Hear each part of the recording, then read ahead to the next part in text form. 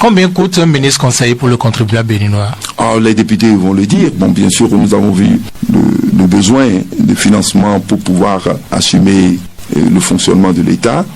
Cela va être discuté au Parlement. Non, mais vous avez été ministre conseiller, vous avez été conseiller j'ai été conseiller du chef d'État. Vous aviez un véhicule en tant que tel, non? Bien sûr. Un véhicule de fonction? Bien sûr. Vous avez de dotation? Nous avons, moi j'étais à la tête d'une cellule. Donc, oui, vous avez de dotation en essence, en carburant. C'est dans le cadre des missions d'ailleurs. Voilà, et puis vous avez de salaire. On a un salaire en tant que ministre, en tant que conseiller. C'est une fonction d'État. Alors, comme toute fonction. Je ne demande pas combien vous gagnez, mais ça doit s'évaluer en millions. Non, pas du tout.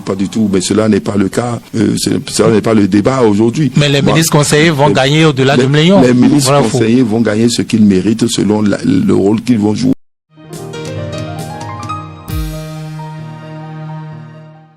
René Agossa, comment justifiez-vous la présence ou l'existence des ministres conseillers? N'oubliez pas que l'actuel président était ministre des Finances dans ce gouvernement. Il connaît bien le rôle que le ministre conseiller avait joué. Et c'est maintenant le rôle que le ministre conseiller va jouer dans le dispositif actuel. C'est une équipe qui est mise en place. C'est-à-dire que c'est une transmission bien organisée. Le ministre, le président Wadaï, vous voulez qu'il contente aujourd'hui l'UP, le Renouveau ou bien le BR en nommant un ministre? Non, pas du tout. Mais c'est eux qui sont en majorité ministres conseillers, non? C'est une équipe d'efficacité, une équipe de résultats. Et cela doit être en phase avec l'action gouvernementale. C'est une continuité et c'est clair. Le chef de l'État, certainement, je n'ai pas assisté à la séance, mais serait clair et précis sur le rôle des ministres conseillers à ses côtés. Combien coûte un ministre conseiller pour le contribuable béninois? Les députés vont le dire. Bon, bien sûr, nous avons vu le besoin de financement pour pouvoir assumer le fonctionnement de l'État. Cela va être discuté au Parlement. Non, mais vous avez été ministre, vous avez été conseiller j'ai été conseiller du chef d'État. Vous aviez un véhicule en tant que tel, non? Bien sûr. Un véhicule de fonction? Bien sûr. Vous avez de dotation? Nous avons, moi j'étais à la tête d'une cellule. Donc, oui, vous avez de dotation en essence, en carburant. C'est dans le cadre des missions d'ailleurs. Voilà, et puis vous avez de salaire. On a un salaire en tant que ministre, en tant que conseiller. C'est une fonction d'État. Alors, comme toute fonction. Je ne demande pas combien vous gagnez, mais ça doit s'évaluer en millions. Non, pas du tout. Mais cela n'est pas le cas. Cela n'est pas le débat aujourd'hui. Mais les ministres conseillers vont gagner au-delà de millions. Les ministres conseillers vont gagner ce qu'ils méritent selon le rôle qu'ils vont jouer. Qu'est-ce qu'ils ont gagné? Puisque vous les connaissez déjà autant de Patrice Talon. Combien? Ce n'est pas une question. Ceux de Patrice Talon gagnent. Ce n'est pas une question de salaire et vous voulez faire des comparaisons au sein de l'équipe. C'est l'utilité de ces ministres dans le cadre de l'atteinte des objectifs. Si les ministres ne sont pas utiles pour l'atteinte des objectifs, il ne s'agit même pas de les nommer. Ils peuvent même à 0 francs. Ce n'est même pas bon de les nommer. Mais aujourd'hui, ce n'est pas ce qu'ils coûtent qui est le problème. Est-ce qu'ils sont utiles pour qu'on puisse atteindre les objectifs? Le président a dit qu'ils sont utiles. Et vous vous occupez de combien ils vont gagner. Le chef de l'État sait ce qu'il faut leur donner pour qu'on ait les résultats. Et tout le peuple béninois et tous les autres vont aujourd'hui attendre pour dire on a mis telle personne, on a mis telle équipe. Mais est-ce que les résultats sont au rendez-vous?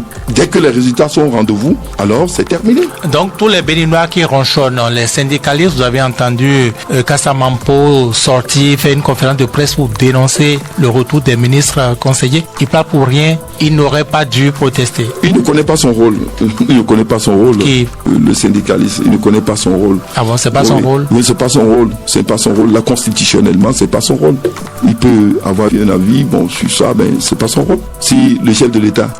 C'est au Bénin que ce n'est pas du ressort du syndicat de protester comme ça? Protester par rapport à quoi? Aux nominations du chef de l'État. C'est sa mission constitutionnelle. Il peut avoir autant de conseillers qui... Le texte lui dit, pour ta mission, tu as telle possibilité. Mais c'est lui qui définit. Le syndicaliste doit l'attendre au résultat. Et lui, c'est par rapport à l'emploi et par rapport à la croissance. Donc, c'est ce que je dis. Je dis, il ne connaît pas son rôle. Si le chef d'État dit, j'ai pris cela, c'est clair ce que le chef d'État a fait. J'ai pris cela pour que je puisse maintenir la croissance économique, maintenir la stabilité pour que nous créions l'emploi. Or, lui, il défend l'emploi.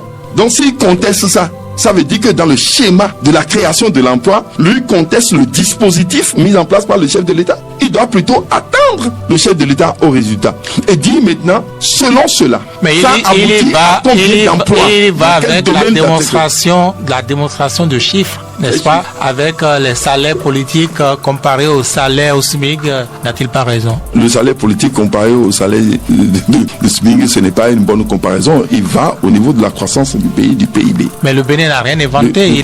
Il a fait la comparaison avec d'autres pays, la France, le Sénégal. Le PIB que nous gérons dans notre pays et la politique que nous menons dans notre pays n'est pas identique à celle de la France ni du Sénégal, etc.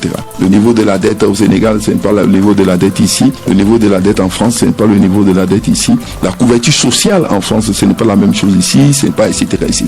Hein? Ce qu'il va faire, en fait, c'est de revenir sur les fondamentaux de la création de l'emploi. Et je l'ai dit, moi, j'ai dit... En quoi c'est utile d'avoir 3 conseillers politiques, par exemple, pour le chef de l'État? On ne peut pas poser cette question au chef de l'État. C'est lui qui sait ce dont il a besoin pour pouvoir gérer ce domaine. Alors que nous sommes en trêve politique. La trêve politique ne veut pas dire sommeil politique. La trêve politique veut dire simplement que aucun parti politique en force ne peut se mettre aujourd'hui en mouvement pour la conquête du pouvoir et ni pour revendiquer le pouvoir. C'est ça. La trêve politique ne veut pas dire qu'il n'y aura plus d'action publique. Donc vous êtes en action, vous êtes en action, vous autorisez l'action et vous dites aux autres d'aller sommeiller.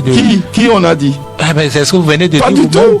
Je dis que ce n'est pas un sommeil politique, ce n'est pas disparaître politique. Mais quand vous mettez en place toute une équipe, un contingent, un conseiller politique, chargé de missions politiques ou aux affaires politiques, tout ça, vous êtes debout et vous dites aux autres d'aller sommeiller. Ce n'est pas pour la conquête du pouvoir. C'est pourquoi alors? Ni pour alors revendiquer le pouvoir. C'est pourquoi? Ici, c'est pour assumer le pouvoir et assumer les responsabilités du pouvoir. Pour ceux qui sont au pouvoir et assumer la responsabilité constitutionnelle, légale d'une opposition dans le pays. Si vous êtes de l'opposition, vous l'assumez, mais plus dans la logique de la conquête du pouvoir et ni de la revendication du pouvoir. C'est simple. Mais personne n'a dit qu'il y a un sommeil politique. Sinon, comment vous allez faire les débats? On peut critiquer tout de même. Vous pouvez critiquer. Parce que ça ne s'entend pas très bien dans l'opinion. Mais on peut critiquer. Pourquoi on ne va pas critiquer? Un acte doit être critiqué. Critiquer sans proposer. Suivi toujours d'une proposition. Si vous ne faites pas la proposition et que vous voulez soulever les populations justes, etc.,